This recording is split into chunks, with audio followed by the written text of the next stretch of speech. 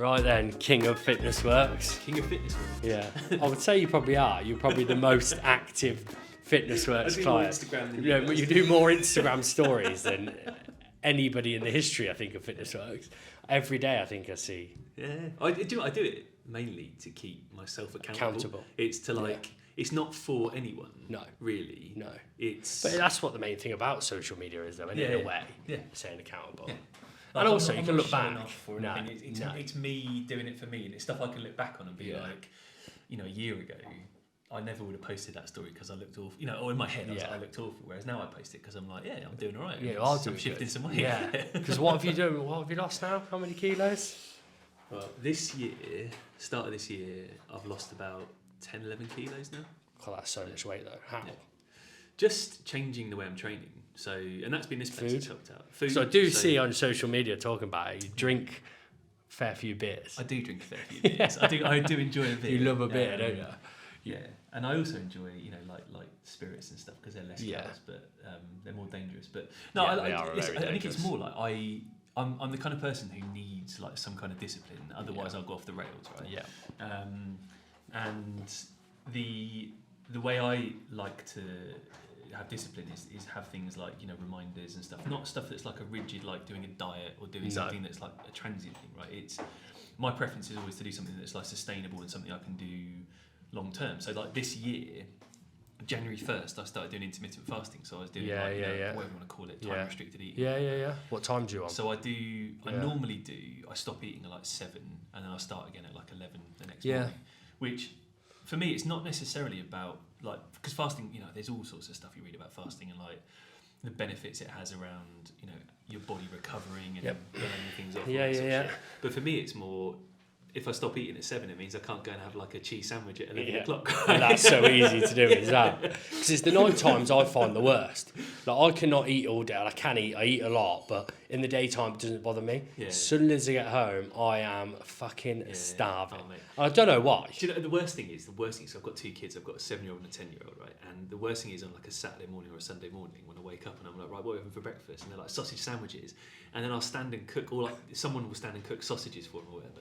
And all you can smell is sausages. And that is a killer, because I'm sitting there going, I've got 3 hours left. And it's like, and it's stuff like that. So there have been times where I've tried to do it every day. Yeah. I think I've missed something now, what are we in, like 6th of June? I think I've missed maybe 12 days, or like not fasting 12, because I've been out having a few beers and I've woke up the next morning and needed to eat. Or I've been out and I've been like, it's got to like 7, 8 o'clock and it's been like, if I start saying, no, sorry guys, I'm fasting. Could you not bring the window earlier? Yeah, you can. So bring the window to like 4 and then eat at 9, for example. So I guess it's all it is at the time. But the whole, I think the logic, like, again, like, I'm not an expert, but like you're meant to stay on the same window because your body gets used to it. Okay. It's like sleep cycles, isn't it? With it, it starts. It starts losing impact, and if you're doing it for all the the reasons that most people fast, I do it purely for the discipline fact that I don't have like a it's so true. Or I don't get up in the morning and eat like all my calories in my first 6 hours of being awake or whatever it is. It's harder to stuff yourself in 8 hours as well. Like you can try. Do you calorie count or not? No. I'm aware of it. So you're just controlled, but you don't count like religiously. No, I.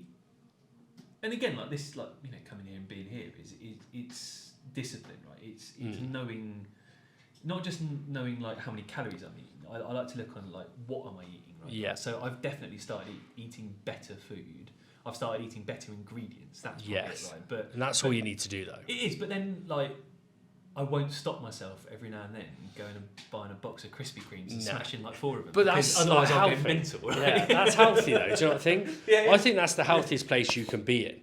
Because if you restrict all the time, like that's not life. It's like when we sell personal training programs here to people that come in, they're like, oh, what's the diet? It's like, well, we don't really do a diet.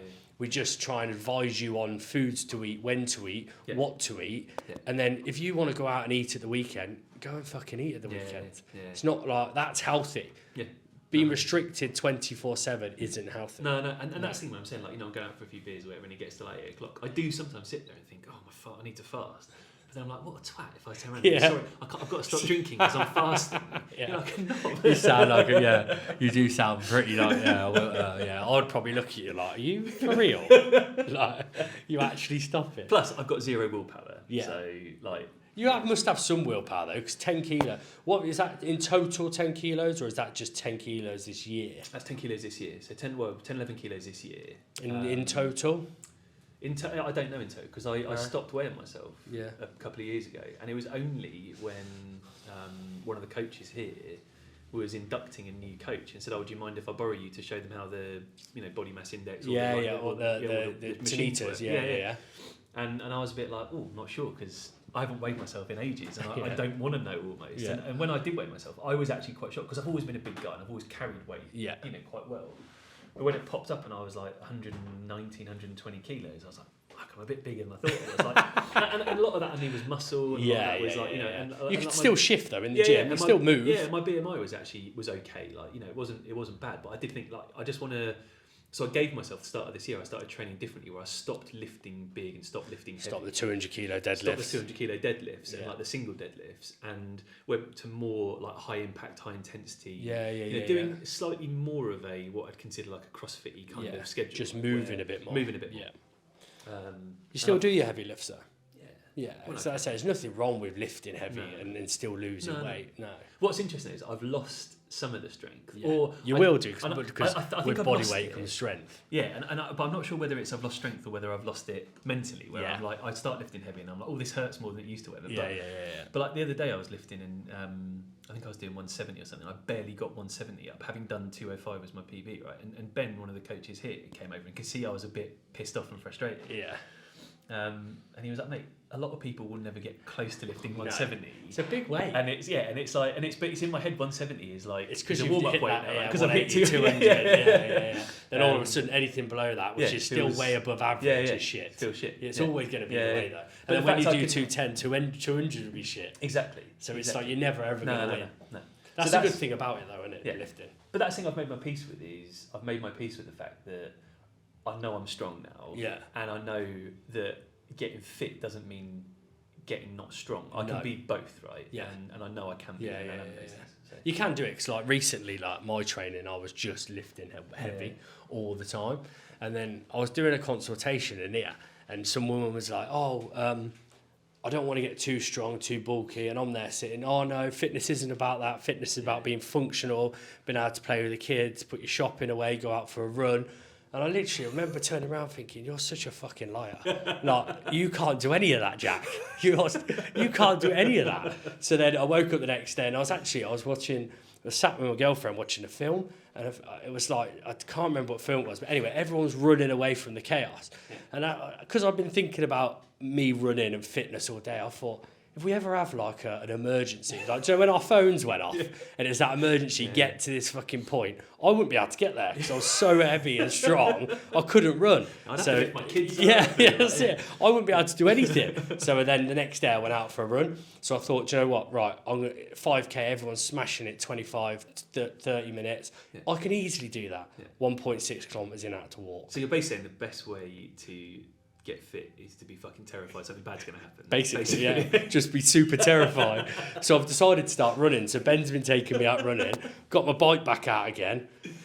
But then at the same time, I've still been programming heavy lifts in between those days. Yeah. So I've still been trying to, it's a new style of training for me, but I still think you can do it. Yeah. But even though I did a back squat after I went out for a 4K run the other day, I was useless. Yeah. I was like, this is fucking really hard. Yeah. So I think my body needs to adapt and adjust to it. I think we've talked about this before, as you get older as well, right? Yeah. You start to realise it's harder, isn't it? Yeah. Like, like I remember when I was in my 20s and I could go out and talking about drink, I could go out the night before and drink an absolute skinful, get 3 hours of sleep and go and do like a heavy workout. Yeah, now. And now if I do that, I will die. Yeah, you will die, literally. My body, you live a week, don't you? Yeah. Yeah, you just don't recover. No. So I got myself an ice bath, actually. Oh, really? I've had an ice bath now since January. I've been in it every single day. Put beers in it as well. Pardon? Put beers in it, in the summer. Yeah, I've actually had a few in it. But that helps you recover. Yeah. So I've been just trying to eat the right food before I go to bed. Wake up in the morning, getting that for 5 minutes. And like I've noticed now, because my hips are knackered, my knees are knackered, But it started to help. Yeah. And also talking about fasting and discipline, that gave me discipline. Yeah. Anyway, Mr. VP Global Marketing Amplified. Let's talk about a bit of branding, shall we? Yeah. So the reason I thought I'd get you in here today was because obviously branding for me is important now. Mm-hmm. It wasn't at the beginning. Yeah. And I think that's why we've managed to grow so quick. Mm-hmm. Or organically so quick, because we've been able to create a brand around quite a scary thing, really. Yeah, 100%. Because this style gym isn't for everybody.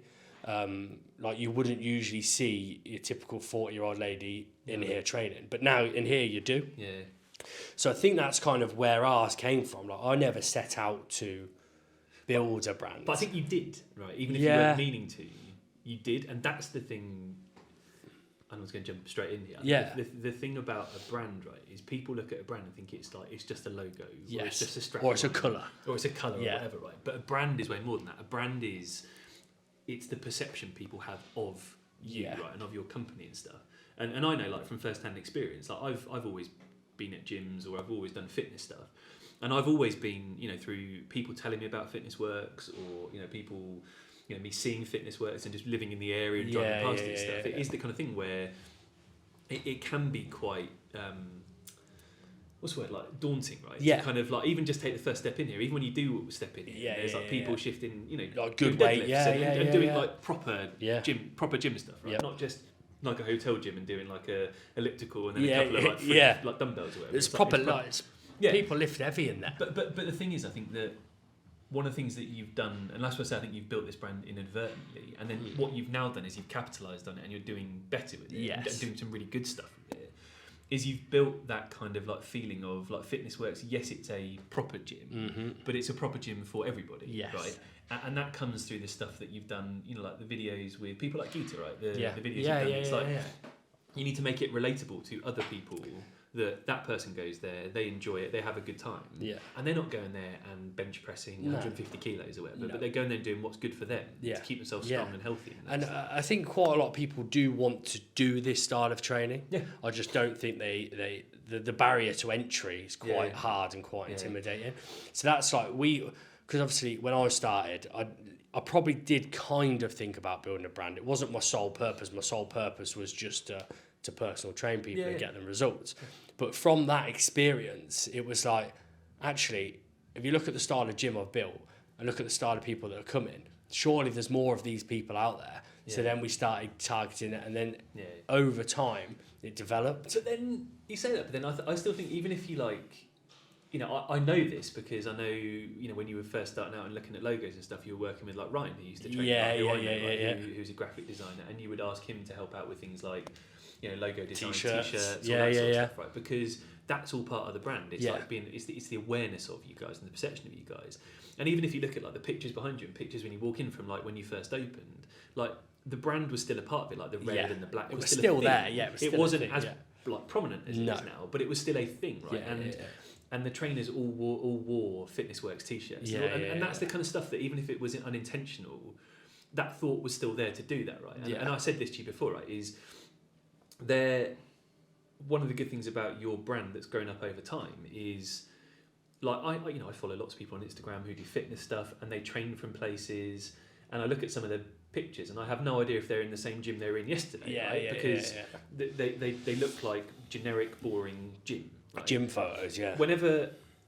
Whenever I put a photo on Instagram, I'll see people from Fitness Worx do it. I immediately know they're in a Fitness Worx gym, and you can almost tell whether it's Leamington or whether it's here or whether it's Southam or Warwick. Because they've all got little differences, haven't they? But you can tell instantly, and like the videos and stuff you've put on of the new Stratford place, the red and the black, and even things like the equipment choices and stuff. That's all brand, right? Because it's using, like for example, Stratford, where you're doing all the stuff with Nautilus. That's brand because it's like kind of you endorsing a brand as this is a trusted brand that we trust you. And vice versa, right? Nautilus trust Fitness Worx to put them in one of their gyms because they know that it's and that's all that's all brand, right? It's all part of the mix, right? It's true, and I think like when I see people that go out to try and start a brand, it's like they have an idea in their mind and it never truly ends up being that. Does that make sense? But that's the thing, people focus on, like they focus on building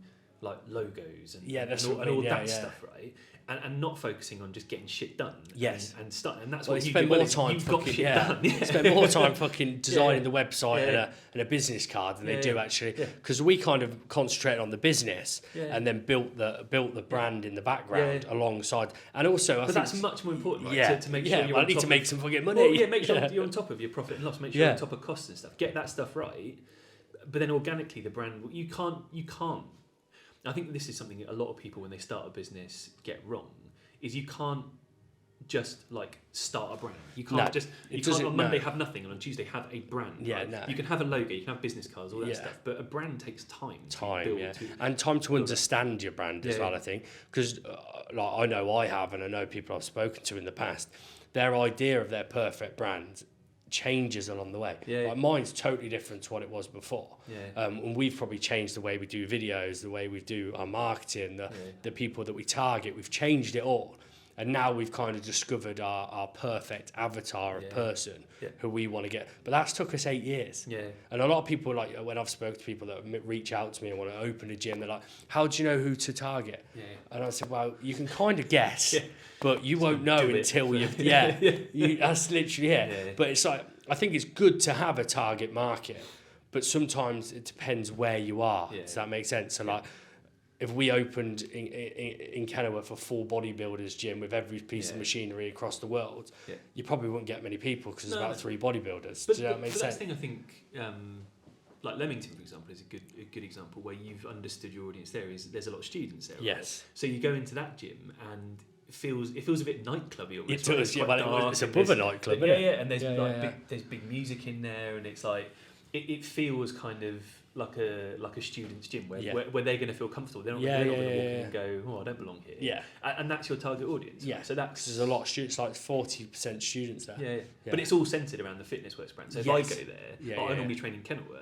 When I go to Leamington, I don't feel like I'm somewhere else. I feel like I'm still in a Fitness Worx that's gym. good. If that makes sense. That's good. Yeah. Why is it important though? Like, why would you say a brand's important? Because I say to people a brand is important, but I don't think it's the most important thing at the start. I think sometimes at the start you need to perfect your product or your service or your craft and have control of the brand to a certain extent. But why would you say... Would you say that, or would you say brand's more important than the product, service? No. I think the what you do and how you do it. That's all part of the brand, though. It all kind of encapsulates into one, I guess. The brand is all of it. But I think the looking at it from a marketing perspective and brand from that sense, I think the most important thing for me is there's a lot of things, right? There's loyalty. Like once you get customers, they stay. Like awareness. So there are probably, in Kenilworth, there's probably hundreds of people who are either go to other gyms, don't go to a gym, use a home setup or whatever. Who probably have looked at fit like I used to. Like if you look at fitness, I'll go and join them one day. I see loads of people in town. I've looked, I've thought about coming, but I just haven't come yet. So, but that awareness, right? They know at some point do it. Like I've got a bush outside my house, right? That every spring and every autumn I have to go out and trim it back, and it's a real ball ache. And every like month, whatever, we get a leaflet through our door from Tree Wise Men, which is one of the best brand names. Like, what a brand name! Tree Wise. Do you know Charlie? No. I was on the phone to him this morning. But so tell him I love their brand, right? The Tree Wise Men, because it's memorable, that kind of stuff. But when I am ready to have that bush removed, you'll use I will use Charlie. But they do now, right? But they have no idea that I exist. They have no idea that I'm aware of them. No. They have no idea that I'm going to spend money with them one day on something. Which is quite crazy if you think about it, isn't it? Yeah. But that same thing for you, right? And for any business is, I think people fall into a trap of always looking for that kind of like that quick fix of like results, performance. Like I need it now. Whereas, and I think there's room for that, right? But brand is about the long term, the long term awareness, long term loyalty, and people sticking around. And I think brand is really where growth comes, right? That separates you from being brand small. Is growth. And brand is not that kind of, like the performance stuff. If you do things like PPC, social media, all those things, right? They're the things that are gonna. There's a study. I'm not going to get too into the weeds, right? But there's these two marketeers, Les Bennett and Peter Field, who have this amazing thing called the long and the short of it. And their whole thing is like you need to do both, right? The short stuff is if you only do short stuff, you will never grow. You'll grow a bit, then it will plateau, then you'll grow a bit, then it'll your context, right? You can. you can offer, in December you can ramp things up, get loads of people to join in January. They'll come, and then I don't know, 30-40% of them will fuck off and never come back by March. Right? And you'll never see them again, and they'll cancel the membership, and you've got a nice short burst of revenue and income that then disappears. Yeah, no long-term revenue. Or you get, like summertime or whatever, you'll do like PT classes, like come and do a bunch of PT classes. That's cool for like existing members. They'll come and spend money and you get a revenue boost, all that kind of stuff. But they are just boosts, right? That's all they are. Yeah. Whereas brand is more like the things of people being aware of you, is people will join when they're ready. They're not actively looking to join, but they will join when they're ready, and they'll stay, and they'll tell people about it, and they'll recommend it to their friends, or they'll, like I do, post about it on their Instagram. People go, "Oh, it's wicked, where's that?" And it's all like they'll come to classes, and they'll get a bunch of mates in the classes, and then they'll tell people, and that's that brand and that kind of loyalty stuff. That's the long term stuff that gives you a sustainable growth, not a. But how do you build that? Growth. By doing the stuff you do, but you do it by being recognisable. So there's stuff like the black and the red, and like the iconography, if you like, of the brand. You get that right. You find your thing. You find, like you say, you find who your people are. Right. You find who your audience is. You find who you want. You find your advocates. You find people who are willing to shout about. Fitness works. People who are willing sometimes I think if you create something good enough, people will shout about it anyway. 100%. Like we get tagged all day, every day, and we've never really. I think back in the day we may have done a few competitions to tag us for this. We don't need to do it anymore because people want to show that they're training. In our place or in whatever gym they're at.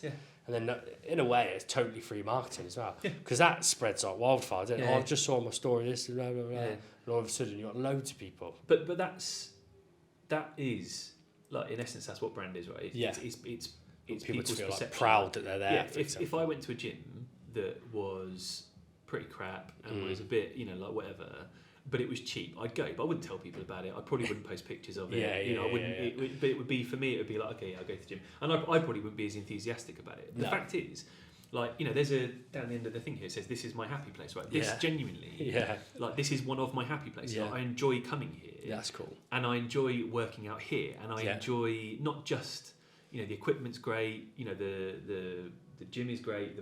But like things like the coaches are good, and that's another thing that's part of a brand, right? Is the people, people like, and that's even the over hardest time, part, like, I would say. But like getting people who care enough to, like, if all the coaches here kind of turned up, didn't talk to people, just kind of like were in and out and stuff. The fact that they're actively engaged and they are an extension of the brand, right? And a lot of that brand comes from you and Matt, and comes from. It kind of feeds down, doesn't it? Yeah. But and that's culture, right? That's the culture. But that's part of the brand too. Like the culture is part of the brand, and creating that culture that isn't just the people who work here, but the people who work out here. Yes, that's all part of the brand too. So all those things, to your question about how do you do it? You have to. The other thing you have to do as well. You have to be patient as well. Very patient. You have to be patient. You have to have discipline. And I know this is cliche and stuff, but you have to trust the process. Yes. You have to, like, you can knee jerk with stuff like the short term stuff. Right? If you need a membership boost or whatever, you can do an offer. You can do there's always 50 ways quid to off get an annual more, membership, right? There's ways you can do things to get that instant boost, but don't give up on the long term. Don't give up on don't suddenly think, right, we've been red and black for ages, I'm bored of it, we need to go yellow and blue. And that's what I was going to get onto, like, because you see a lot of people that are always changing. Like the one thing that we've done over the last 8 years, if you go back to when we opened Fitness Works Kenilworth, we have the same programs, we have the same PT structure, we have the same classes. They may be renamed, but they're the same training, the lift, their move, their Metcon. We've never changed anything. Because it works. Because it works. We've added little things in here and there, but like what I find and what I see with a lot of new gym owners or business owners is that they'll be like, right, tomorrow we're doing use the gym. Tomorrow we've got circuits. Then we've got Zumba. Then we've got boxing. Then we've got aqua aerobe. And all of a sudden you're like, well, what are you? Like, what do you do? Like we always say we're a lifters gym. We are a functional training facility. And like you'll never see an Zumba class. No. Like no, you don't need Zumba. No, Zumba, imagine Zumba on the Astro. We tried to, but it's like if you look at the things which have failed in our business, it didn't align with what we do. So it's like we had yoga for a long period of time. Fucking out in little leggings. I'd look alright in those though. Do you know what I mean? Though those things that don't align with your business morals or they don't work. Yeah. Like, but that's knowing what works, right, and also not, like I say, having the patience and not thinking, oh, we've been doing this for a while now, we need to change everything to refresh it, right? Like, what's the example? There's like a brilliant example of, you know, Veuve Clicquot, the champagne. Yeah. Right. Veuve Clicquot, their branding. What colour is the Veuve Clicquot label? Orange. Yeah, like orangey yellow, right? Yeah. Okay, right. Everyone knows that the Veuve Clicquot label is like an orangey yellow colour, and like this is a story that, you know, it's like legendary in marketing, right? Is that everything in their offices, everything like the mouse mats, the clocks, everything is that orange yellow. Yeah, the Veuve orange, yeah. And there was apparently like one day, like the marketing team or someone in the team said, you know, we need to change this because it's such a tired old colour. Like, you know, this we see this orange and this yellow day in, day out. Yeah. They did some research and they basically turned around and said, like, that's just because you see it every day, your customers only see it like once a week. But when they see it, it's rich. They recognise they recognise and they buy it. Yeah, and so it's, if they'd have changed that and say they made their label blue, or they'd gone like classy and gone for a white label, they'd just be another bottle of champagne. Yeah, on the, they on would the shelf. be. Yeah, like whereas Veuve Clicquot is what it is. As soon as you see that orange Veuve, you know what it is. Yeah. It's great. So sometimes just leave stuff alone. Yeah, right? and be patient. And be patient because it does take time. Yeah, it does. But it's quite difficult. Like, I do understand it is quite difficult to trust the process because sometimes you're like, fucking hell, I've been slogging at this now for 2 years. Yeah. I'm still not seeing the results. Yeah. But then it takes 5 years. You're like, oh shit, it's working. Then 6 years, and then all of a sudden you're like, oh bloody hell. But then it evolves as well, because I think sometimes like the business is an extension of you, right? And when you start, like, I knew nothing. Yeah. Now I know a bit more now. I don't know loads, but I'm a bit more clever than I was.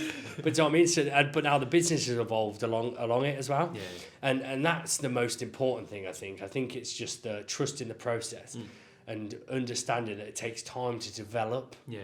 Like, so long. Like, I remember when I was 24 when I started this. I was like, right, because I said, right, I'm going to open my first gym by the time I'm 30. Yeah. I'm now 32 and we've got 7, but I opened my first one at 23. Yeah. So then when I opened that at 23, I thought I was a fucking superhero. I was like, right, I'm going to be retired by the time I'm 30. Yeah. Now I'm 32 and I'm like, probably got a few more years to go, yeah. Do you know what I mean? Because all of a sudden you're like, actually, this ain't, once you've done it, you're like, wow, this ain't that hard. So now I'm going to be able to finish it early. Yeah. But then it takes so long. But the thing is, how along the way, you can probably count the amount of fuck-ups you've had and the amount of like, rough times you've had, right? Yeah. But the thing is, like, you're still here and still going, and that's it. It's having that persistence and that patience and stuff. And now, I would say you're on the cusp of being, like, you're moving from being that like big small company to start to be a small big company. Yes. Right? With the amount of new gyms you're opening, the size of the new gyms you're opening. Yeah. And that's something that's a hard thing to manage as a brand, right? Is when you become that slightly, you cross that little divide where you start being a bigger company. You need things like processes and structures, all those things. Right? We're starting to figure that out now. But brand has to be part of that. Yes. Right? You can't deviate from that. You can't think, oh, we've got a bigger gym now, so we need to do something different with it. We've got this bigger gym, we don't need to worry about the other gym over there. Like, you need to consider everything. Yeah, you need to pop into like now we have like our brand standards. We had to make a pack for it because when we were building Stratford, all the suppliers are like, what's your brand standards? And we're like, well, I can talk you through it on the phone. They're like, no, we need it. So we developed that. It's like some gyms you go to and it's like the kit is all different suppliers, all different places. Oh, it drives me mad. Yeah. Like, that to me is one of my main things, is that we can't have mixed match. Yeah. It looks good when you're in that certain gym, but like I'd say we're the middle ground between your health club, your spa, and your spit and sawdust. Yeah. But I still want to have aspects of those up there and here. I still want to have aspects of those in here. But everything has to be colour coordinated. I know Leamington's a bit different because obviously we bought that bought the old gym out, but we had to. They were on about leaving the seat covers grey, so I changed them red because I was like, I can't have one grey, one blue, one pink, one yellow. But Cov's a great example where you like Cov was a smaller space, right? But tiny space. But that space, like when you did the before and afters of that. Like, it instantly went from what it was to a Fitness Works. Instantly. And things like, that was probably our one we got the best, I would say. Yeah. Because it was fresh, it was new, and we just completely tried. But like Stratford now, and again, trusting the process, you get better each time you open it. Like, if I look back at number 1, I've still got photos not on this wall, but it was totally different. Yeah. And then number 2, I was like, oh, it looks a bit better. 3 and 4 and 5. Yeah. And now, like, if you look at Bristol's spot on as well. Yeah.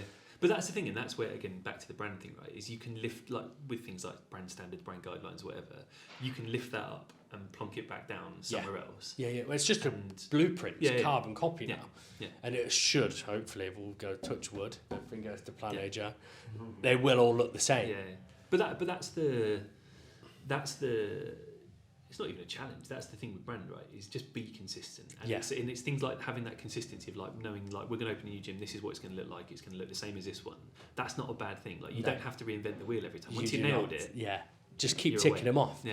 Like, 'cause that's what I think. Sometimes people just try to add stuff for the sake of adding stuff. Yeah. Where, like, I've never wanted to add anything. I was like, I'm quite happy with it. All I want to do is just literally pick up Kenilworth and move it to Stratford, or pick up Warwick. Do you know what I mean? Yeah. It needs to all be the same. Yeah. And also, I'm simple, so that's easy for me. Yeah. If I have to think of a new idea every single time, I'm like, well, this just adds more stress to I wouldn't say stressful environment, but to a tougher environment. Because you're thinking, right, now I need to add this on, or I need the new shiny object, or I need something, instead of just being like, right, I'm going to be boring and just literally pick up this and put it there. Yeah. But it becomes little decisions you make then, not big decisions. It comes like a signage, or it comes then down to like a sign on the wall, or a light over there, and like things like that develop as well, like lighting and like blacked out walls and black suspended ceilings. Or you do something once, you're like, fucking hell, that's real good. Now I have to do it 7 times. That's the only problem. Yeah. Like the X's. It's the red X's. Like, we did the blue X's in the studio Worx, and I looked, I was like, fucking hell, they're really good.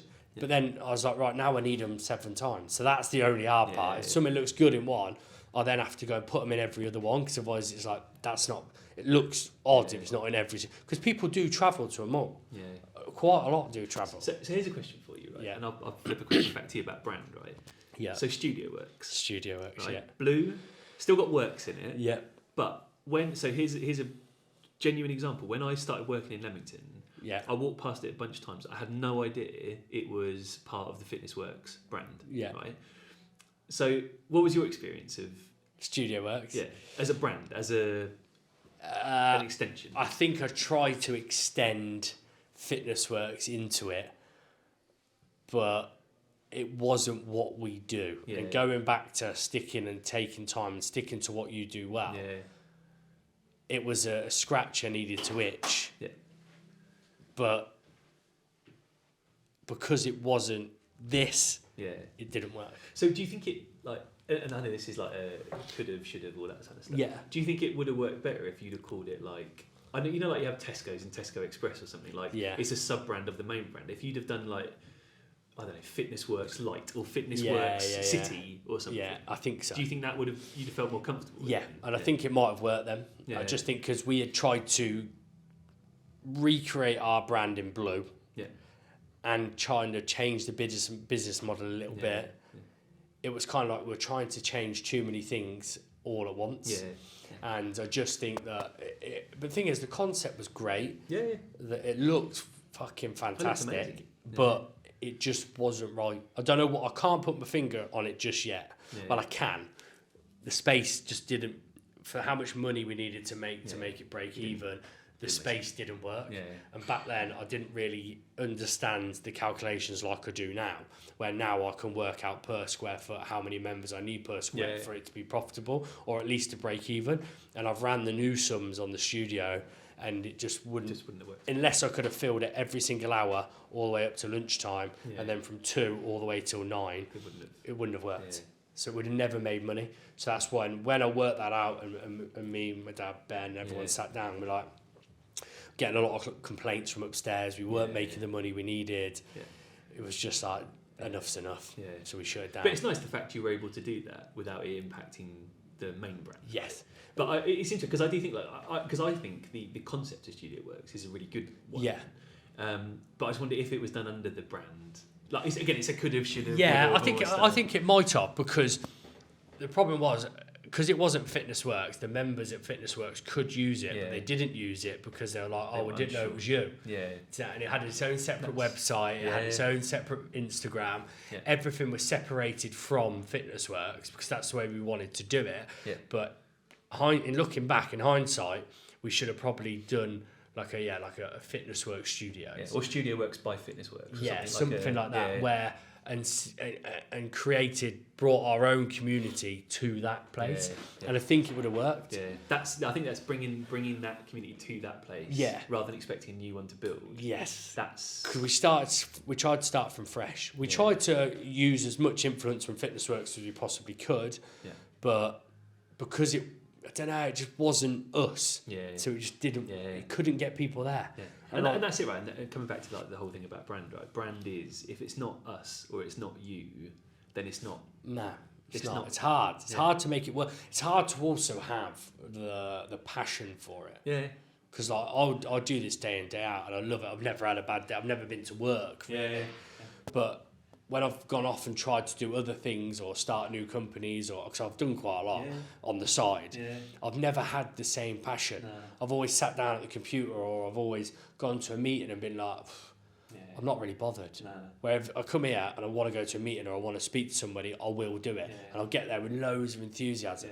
But I used to work at a marketing agency called Cab out in Ulster.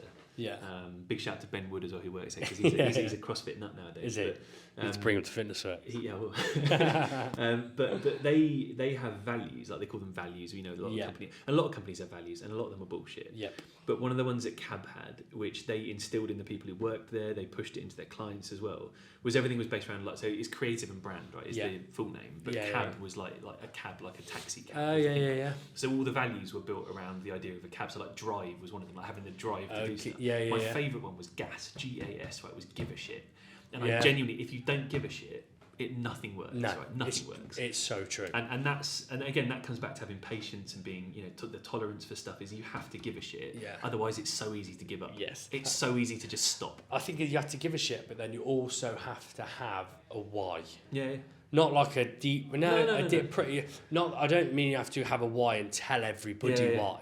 But you have to have something which is like, it really means a lot to me to do that. So now I'm going to go for. Because starting your own business, starting a brand, starting whatever, it's fucking hard. Like this is the hardest thing I've ever done. And it's fucking solid. But I've never hated anything because I know why I want to do it, and I know where it's going to go, and I know what the end. Well, I hope I do. I know what the end looks like. Does that make sense? So it's like you need to give a shit. You need to have a why, and then I also think you need a bit of patience. But again, that takes time because I had no patience at the start. It shows I'm going to be retired by the time I'm 30. I was only 23. So but then back then I was like 7 years ages. I'll be like Bill Gates by the time I'm 30. Fucking no chance. No, you're not. 32. But it takes time, doesn't it? But like, if you were someone listening to this, for example, that wants to start a brand, what would you say? Start a brand or start a business? Or they got because that's it's two different things, But I feel that most people nowadays they want to start a brand, because they want to be able to post on Instagram, on TikTok, on Facebook, whatever it is. They want to be like, oh, look at my brand, or they want entrepreneur, CEO of fuck off on their bio. My advice to all those people is you can't start a brand. You have to build a brand. Right. And that's what you were going to say. If all you want to do is start a brand, then that's fine. It will last and it will die. And good luck to you. And you'll waste all your money, waste all your time, and it will be shit. Because if you are truly invested in the idea of building something, like I said, like you said, I didn't try and start a brand. You did it inadvertently because you gave a shit and you did all the right stuff to build a business. The brand will follow. Right. And obviously you have to get things right. And like things like your logo has evolved over time, and your the way you kit gyms out to be on brand has evolved over time. But that's that patience thing. But you cannot start a brand. You have to build it. You have to. I thought that was a dog. Yeah. Like a dog. You have to. But you like so. I use this example in lots of different ways. You can't build a house without foundations, right? If you try and build a house without foundations, it will fall down. Eventually, something will happen where the house falls down. Of course. So get your foundations right, everything else follows. Yeah, because that's what I feel, that some people are more focused about being able to put in their Instagram bio, entrepreneur, founder of, blah, blah, blah. but then there's no real backbone to it. And I've also found this out about when recently I've been going to a lot of meetings in London and meeting people, that there's quite a lot of brands out there that don't really have much behind them. No. Not at all. No. They're very good at marketing. Yeah. They're very good at sales. Yeah. But really, their product or the service that they offer is fucking below average. Yeah. But they're extremely good at marketing. But that's the thing, and what you get with a lot of those companies is sometimes it does pay off. Sometimes it does. It does, yeah, because the product develops. But I call them, they're more the anomaly, right? Is sometimes that works. But a lot of the time what will happen is, and you don't see all this stuff behind the scenes, right, is you get major churn where you get like customers who sign up for something and like everything looks great and everything else, and they stick around and go, this is shit. But because they're so good at marketing and sales, all they're ever doing is topping up because they're losing everything out the other end of the funnel. They're always just trying to bring new people in. There's a hole in their bucket, so they're constantly having to fill it up. Yeah. Whereas what good brand does is has lots of buckets that they need to keep filling up, so you end up with shitloads of buckets rather than one that you're just constantly trying to fill up. Right? And I think that's a big part of brand as well, is keeping people. Yeah. So like people don't think about that. No. That once they're in the door, the cheapest people are the ones that are in the door. So like for PPC, Facebook, Google, whatever ads you run, outreach, that's so expensive. Yeah. Like we've worked out it's something like anywhere between £16 and £50 per lead depends on what it is, personal training, gym membership. Yeah. But then if you really break it down, how many of these actually used the free pass? How many of them actually came to a consultation? 50%. And all of a sudden, each new person that comes in the door is costing you £100, £150. Yeah. When you could just spend a bit more time talking to people and introducing yourself and giving them a free session, that's cost you 20 quid. Yeah. But what you can look at then is the cost of what it took to acquire that person. Yes. Right? But then over time, like if that person is a member for 6 months, then the lifetime value. The lifetime value is if that person is a member for 6 months, say it's like 30 quid a month, or whatever, what's 3 times, I'm trying to work out what 30 times 6 is, whatever it is. Yeah. Right? My maths is terrible. But that the cost of acquiring that person becomes more because you then lost them. If that person is a member for 2 years, 3 years, 4 years, 5 years, or whatever, then it's worth it. That cost of acquisition goes down because you've earned it back. But if it costs you 100 quid, they're only here for 3 weeks. Yeah. All of a sudden you're literally in the negative. So that's what we're trying to fix at the moment, is trying to spend more time on our current client base than trying to bring in loads of new and get more data back from the PPC, the Instagram feed. Because when you actually start breaking it down, it's fucking expensive. So you're better off just putting a bit more time into people and especially what you guys do, right? Like fitness gyms, all that kind of stuff, is becoming more and more saturated as well, where, the rise of CrossFit, and becoming more accessible, like hotel pure gyms, the town centre gyms, every other type of gym, like spit and sawdust gyms, all that sort of stuff. There are like more people, I think, more than ever, are aware of fitness and want to be involved in it somehow. So the cost and the acquisition for you is only going to get more expensive. It's never going to get less, right? And it has got so much. And it's always going to rise. And again, coming back to the original thing, that's why your brand pays off, is because those smaller spit and sawdust gyms might close. Yeah. The Anytime Fitness or the Pures or whatever, like those kind of ones, they're big brands where they're fine, they're great and everything, but they're busy, they're crowded. They've got churn, they've got high churn as well. Yeah. They've got PTs that stick around for 3 weeks and leave, right, or whatever. Yeah. People get sick of them. Or they close. Like the gym I used to go to closed. It just shut because they had to redevelop it. And it's stuff like that where it's, if you have a strong brand and you're always there and you're consistent, then you'll be fine. Yeah. Well, it showed for us at COVID, really, because when we went into lockdown, we lost 5% of our members for the first 3 months. Yeah. And then after that, it went down to 70. And then we reopened, we're at still 60% capacity. Yeah. And then it took us a year and a bit to get back to 90%, but we never went to zero. That's bonkers. We sent out hundreds of emails, Instagram posts saying, please email, click this link to cancel, blah, blah, blah. 60% of people still stayed. Wow. And that was quite a humbling experience. Yeah. But that showed then that's kind of what was the catalyst for us now to try and develop FitnessWorks into what it could be. It's because that, even though it's terrible for everybody, you kind of learn there that actually, fuck, I've accidentally done something right here. So all of a sudden, it's worth it.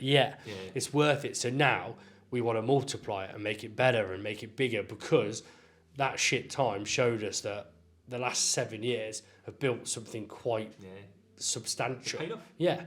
And it paid off in lockdown. That's why we're still here. Thank you to everybody, by the way. Should say that. But do you know what I mean? It's kind of like those little things that you did by mistake end up being the best things you ever did for somebody, like even just showing them around the gym or whatever it may have been. That little kind of interaction you had with them had such an impact on them. They were willing to help us for 9 months. And then you're like, fuck me, we've actually me and the team have done quite a lot. But that comes back to the original point, right? Is about brand and stuff. And you said to me, what does brand mean? What is important? The first thing I say is loyalty, right? And that is a perfect example of loyalty, where you get loyalty from people by being a trusted and reliable brand, or brand company, whatever you want to call it, that they can trust. Yeah, it's true, because if you look at some of the stats, like some of the big chains lost 100%. Like at least 50%. Because it's a faceless. Yeah, because they just cancelled it and got rid of it. So it's crazy when you think about it though, and look back and think about things like, well, I didn't actually mean to do that, but it's actually worked. Does that make sense? Yeah.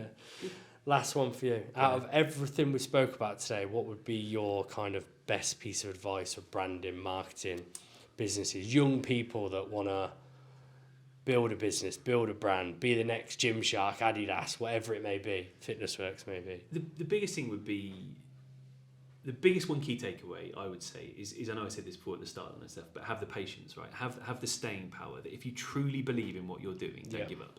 Like, and whether that's... And that can be hard. But... Yeah, absolutely. But whether that's the business or whether that's the brand or whatever it is, if you care, it if there's reasons it won't, but like it will pay off. It will if you care and have the patience. Well, I think sometimes there's the reasons. There's just few external reasons why it won't pay off. Sometimes that's out of your hands. But I think personally, if you love something so much and you've put so much time for it, and if it's the only thing that, not saying you actually care about, but it's the only thing that truly you love doing, it will work somehow. 100%. It has to. 100%. And that's why there's like, you look at all different like kind of successful brands, like you mentioned Gymshark and all those and stuff. It's like the reason they're successful is because there is someone who sets that culture, sets that expectation. Is the hardest worker in the room out of everybody. So like Ben at Gymshark. Bit unhinged. So like you, right? His Fitness Worx is very much in your image, right? And that's the thing is, I think there's also, another piece of advice is like never, if you've built a brand and it's something you've had a lot of impact on, never, even if it becomes a huge success and you have the opportunity to do so, obviously get people around you who can help you build it. Never step too far away from it, because someone will fuck the brand up. It's ultimately, there is like a DNA in that brand. It's an extension of you. Even brands now where the original founder or the person isn't involved, like Apple, right, where Steve Jobs has died and years and years and years ago, it's still his brand. Yes, right? it's still Steve Jobs. His image. Like, there's lots of examples like that where, Nike, for example, if you go back or Nike, whatever you call it, we go back and read that memo that went out about this is what we are, this is our outlook, this is our purpose from like when they first started. That is still the same today. Right, and it's you either need to leave a massive lasting impression so that your brand never changes, or if you're someone young starting out growing something, never get to the point where you think, I can just put my feet up and someone just else step away, because it doesn't happen. No, like I know it doesn't happen. Like I probably do less now, right, day-to-day hands-on stuff than I'd probably say I do less now day-to-day hands-on than I have done previously. But I could never be like, right, I'm off for 2 weeks, 3 weeks, a month. Because it's just, you can't do it. I wouldn't want to do it either. That's the difference, is that if I got the opportunity, if someone said to me, Jack, you can have a month off, I'd be like, what the fuck am I going to do for a month? Like, what do you want me to do? Work on your running. Well, that's all I would do. Be like, well, I'd be like, what do you want, a month? Like, that's way too long. Anyway, good advice. Thank you, pal. Anytime, brother. Done.